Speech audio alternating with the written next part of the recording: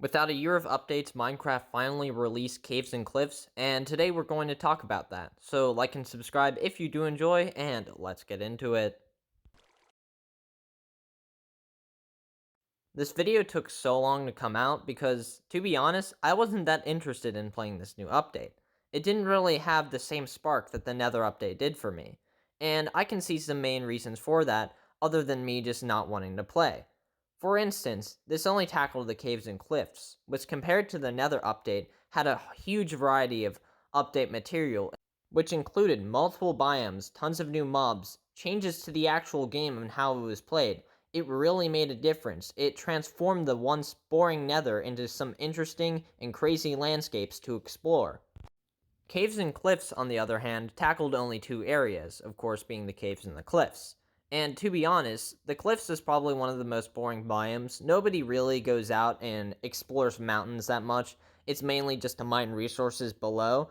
So it's good that they updated it, but it wasn't something that really caught people's attention that brought them in, including myself. For the caves, I think it was an area that needed some type of update, which it did a good job in that regard, but it didn't add too much to the game. And other than that, there are some other biomes like the swamp biome that could use a definite upgrade, which still haven't been given that treatment. While it did improve the mountain and cave system, adding the lush cave biome and some other new materials and ores, it didn't really do enough to draw people in. There wasn't much to do. Go mining again? That's something that doesn't interest all players, so that being the main focus of the update really hindered its release. The first main cave change was the ores, which added new appearances and copper ore to the game, which I think copper ore is a good addition. It provides more variety while you're mining, which I think they could definitely expand on and add more. There's also the amethyst geodes, which I don't think are considered ores, but they're a new resource to use and build stuff with. The ores changing in appearance, I think is fine. It is weird to see iron as an actual, material instead of just in a block, but it's a change that doesn't really matter and won't change too much to the actual game. Stone also had some changes, adding deep slate and tough, which gives a little more selection for building castles and all that, but that's not really too influential to the game, just gives you some variety, which is always a plus. There are two new biomes, the lush biome and the dripstone areas, which contain stalagmites and stalactites, and this dripstone seems to be useful in some other ways, which I'm not really into yet, but it's a nice addition because caves looked kind of bare without these, and they haven't been there for a while, so it's good that Minecraft finally added them and made them look slightly more realistic, but also in its own Minecraft fashion. The lush caves provide a ton of new plants like azalea trees. There are drip leaf, vines, moss, grass, rooted dirt, hanging roots, a ton of stuff that just adds a nice selection for you to build in creative or to make your home different with some new plants that weren't in the game before. This I don't really care about, but personally it's a fun biome to be explored, but the blocks don't really interest me except for the mobs, which I'll get to later. Later actually means now, since we're going to talk about the mobs. First being the axolotl, which looks really great and everybody thinks they're super cute. They also provide a purpose, being used to attack guardians in the sea, which is kind of helpful when you're exploring the ocean monuments and fighting the Elder Guardian, which gives it a nice use other than just looking cool and being in your house. The second mob is the Warden, and it is blind, meaning that it uses these sensor blocks to detect players and then go attack them. It actually does more damage than the Wither, so it's really powerful, but it has much less health, and I think it's a good addition because it provides more variety, and these skulk-like sensor blocks are going to be useful in redstone creations.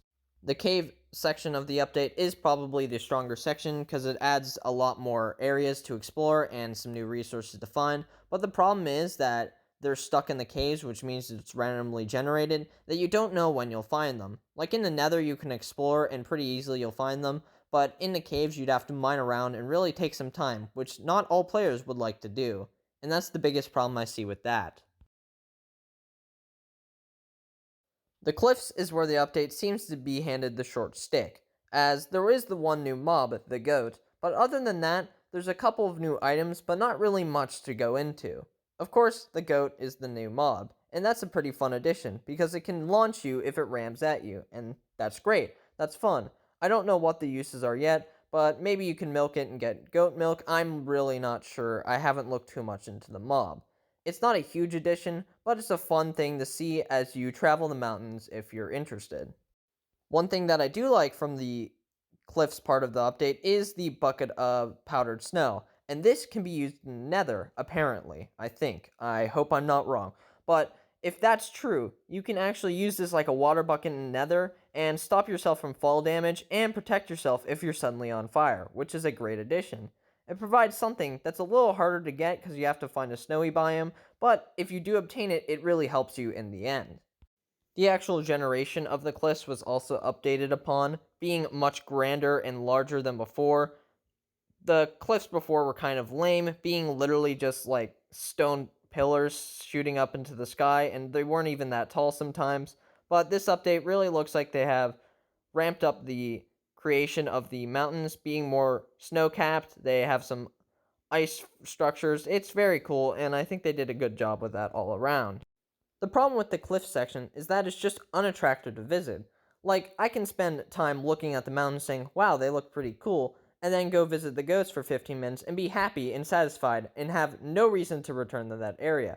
I can collect snow in other places, and generally I wouldn't climb up a mountain to go see that. A biome that you would also assume to be pretty boring would be the desert biome, but they added sand temples, desert villages, random wells, tons of places to visit and explore other than the barren landscape that it presents, and this gives it a reason to go there, which the mountains just doesn't yet have.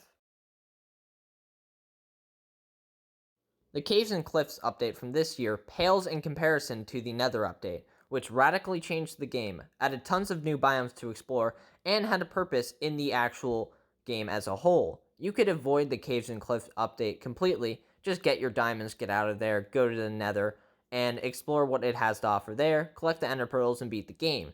This is something that doesn't have a core purpose in the actual world.